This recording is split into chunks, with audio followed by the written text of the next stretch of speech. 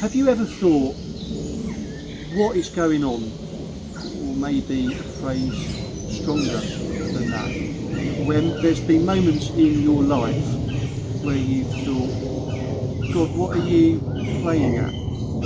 Over a third of the Psalms are Psalms of lament, Psalms of God, where are you? God, what are you doing? God, why haven't you done this? God, please help me out. And yet so often as Christians we can be apologetic and say, oh, I'm sorry that I'm angry with God, or we pretend we're not. Have you ever played that game? No, everything's fine, yes, all 5 of my dogs drowned at sea, but I'm really delighting in the Lord because we've got a fox in the back garden and the fox is fine. When actually our life feels rubbish. It's like this tree stump here.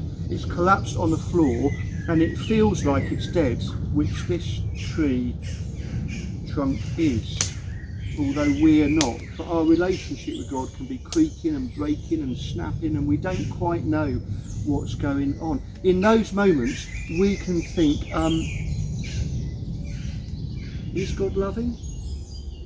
It's probably the biggest question that I get asked by people who aren't yet following Jesus. If there's a God of love, why is the world the way it is?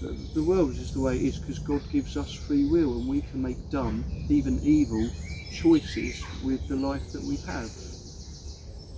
One of our foundations of faith is God is love, always acting for everyone's good, whether we feel it or understand it. God is that cosmic force, that cosmic person who is always for us, because God loves us.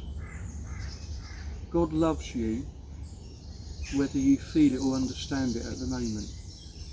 God loves you whether you are the greenest and most flourishing and strongest of trees in these woods, or you are like this broken, battered trunk lying on the floor. God doesn't love us for our intellectual ability, for how much we know of the Bible, for how skillful we are, for how tall, fat, thin, short, bald, full of 1980s perm hair we are.